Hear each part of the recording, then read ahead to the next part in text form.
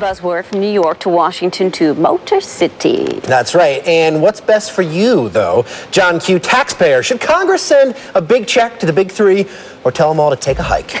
We're rolling with the Watchdog on Wall Street, Mr. Chris Markowski. Good morning, Chris. Good morning. Alrighty, so now we're talking about $50 billion potentially being sent as a bailout in loans to the auto industry. I understand you have a better idea. Yes, I do. I've come up with the Watchdog on Wall Street bailout plan. Really? Yes. There it is. It's the watch. Yes, that's me. The Watchdog on Wall Street auto bailout plan. Is that an American car you're in right there? It is. It's an American. It comes from Detroit.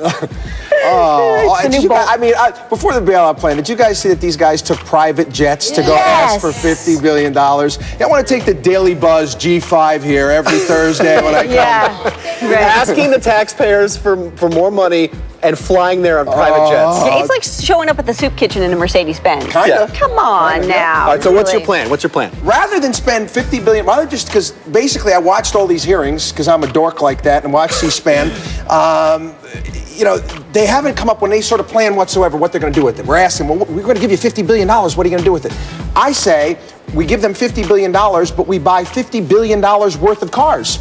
So then at least we know what we're getting. Now, an average price of a car of $20,000, GM, Ford, and Chrysler, that'll buy us about 2.5 million cars, where then we can hold a big nationwide lotto. We sell lotto tickets at $100 a ticket, sell 100 million tickets. We'll recoup $10 billion. Then, if you get a 1 in 45 chance of winning at 2.5 million cars, you charge sales tax, you recoup another $20 billion, and we're almost even. And at least we're putting these people to work, rather than just haphazardly sending money. We don't know where it's going to go. It's going to pay for G5 flights and all that nonsense. At least we're buying something. Okay, did I miss something here? How did it go from 25 billion to 50 billion? Oh, that's just how Washington works. Oh, 25 years. He said 25. Yesterday, Barney Frank was interviewed on NPR. It was funny. He was interviewed on NPR yesterday, and they're asking, well, you're not sure if this 25 billion is enough. They're not even telling us this. They're going to meet back again, if they give them this 25 billion, at the end of March, to see if they put a business plan together so then they can therefore give them more money.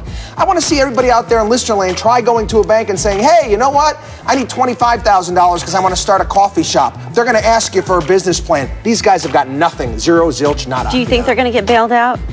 As it looks right now, it doesn't look good, but when next administration comes in, who knows? Who knows? Everything changes in a given day. Now, we don't want to sound at all, insensitive to the fact that there will certainly be people, if they are not bailed out, who will lose their jobs. But the problem is it's a lesser of evils. And how much can we continue to bail out each industry when it maybe, has come to the point where some failure needs to happen?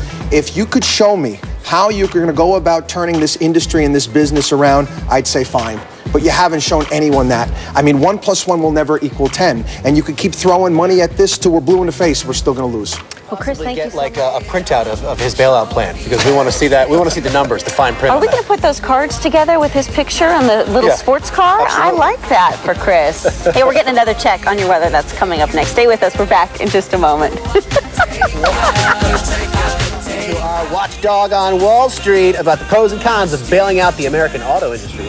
Well, with the economy sliding a bit further down the recession pike, many on Capitol Hill have been clamoring for another round of stimulus. But the lame duck Congress seems to be waddling around, waiting for the age of Obama. To find out who's barking up the wrong tree and mixing all these metaphors, we've called upon the Watchdog on Wall Street, Mr. Chris Markowski. How you doing, Chris? You're a regular soup stirrer with the metaphors. You guys doing great. Oh, he's only just got started, Chris. So I understand some people in the chat room think that you're in the mafia now because you made the Luca Brasi joke. No. What would you want to give the Polish joke? Go ahead too. Well, you said you're half Italian and half Polish, which means you're in the mafia, but you don't know why. Yep, there you go. Chris, now we're talking about a possible another round of stimulus. First of all, let's get to the politics of it. Do you think that this is going to happen before Obama comes to office? Oh, absolutely not. It's not going to happen.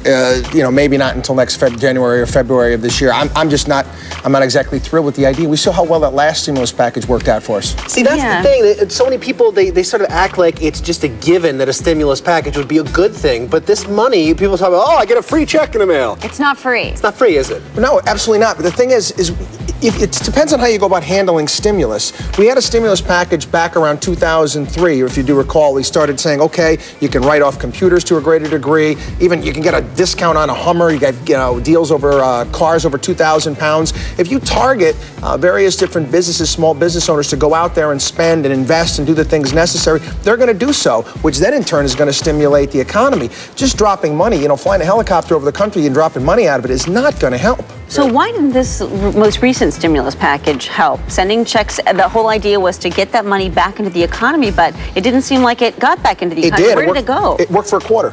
I mean, the money runs out. Yeah. I mean, eventually the money runs out. Unless there's any foundation behind any economic stimulus, it's not going to work.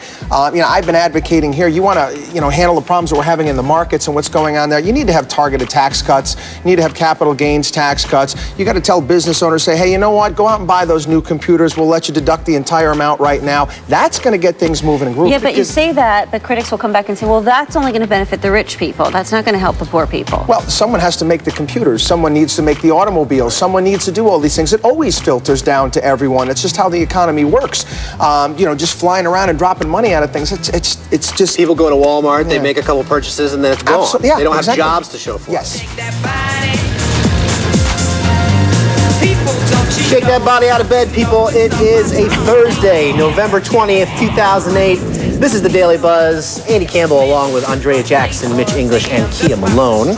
On tap this morning, we have got our money man, Mr. Chris Markowski, in the house, taking it on the downfall of the Motor City and what it could mean to the rest of us. He'll be in our chat room. There he is. Go to our website, dailybuzznow.com, and you can get some much-needed information from that. Yeah, click on the Talk to Us button, and you can talk directly to Hey, welcome back to The Buzz. 15 minutes till the top of the hour. All morning long, we've been talking all things financial with our money guy, Mr. Chris Markowski. That's right, and the Watchdog on Wall Street is back to answer questions and make more dollars and cents. How you doing there, buddy? My fingers are tired from hunting and pecking. The chat room's kept me busy this whole morning. They've been blowing you up in there, right? Yep, so what are people talking about? A lot about what we talked about before in regards to the auto bailout and whether or not we should go about getting that, and was it the right thing to bail out AIG and some of the financial institutions. So it's been pretty hot back and forth. Okay, now some people talking about TARP. Now this isn't like the kind that you put over your camping equipment, right? Explain to folks what TARP is. Troubled Asset Recovery Program. That's what it was originally called, but that's not what they're doing now. They're actually purchasing stock. Actually going out purchasing stock in all these various different banks and financial institutions to reliquify them. Right. Okay, and is this money, this was money just for the banking institution, right? Because everybody seems to be lined up for a bailout. Well, that's the dilemma right now. Is certain people feel that, okay, let's take money from the TARP and let's use it to bail out this, and let's use it to bail out the autos and whatnot, and that's a problem. The current administration and the Treasury Secretary feels that it's only for the banks. There was $700 billion allocated. He's used right now about $280 billion and said that $350 billion he has to go back to Congress for. He's not going to even bother doing. Oh, interesting. Okay. Now, we got to talk for a second about the markets. I'm starting to think that maybe Joe Rogan is the head of the exchange, because every time the bell rings, it's like an episode of Fear Factor. The last hour of the day is nuts. I mean, it's like professional basketball. You don't have to watch like the last couple of minutes to find out what happens.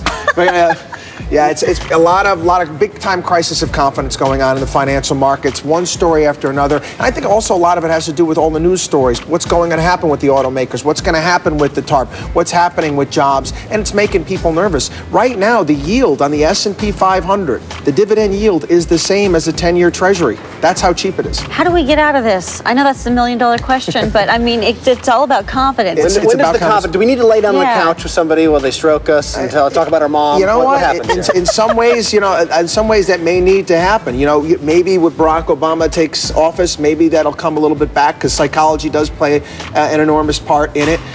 Sometimes just time. I wish that all of Congress and all these people would just go on a long vacation. We don't see them for a long time, and then we'd have no news coming out of Washington, D.C., and I think no news is actually better than getting any news. Yeah, absolutely. Chris, thank you so much. Pleasure.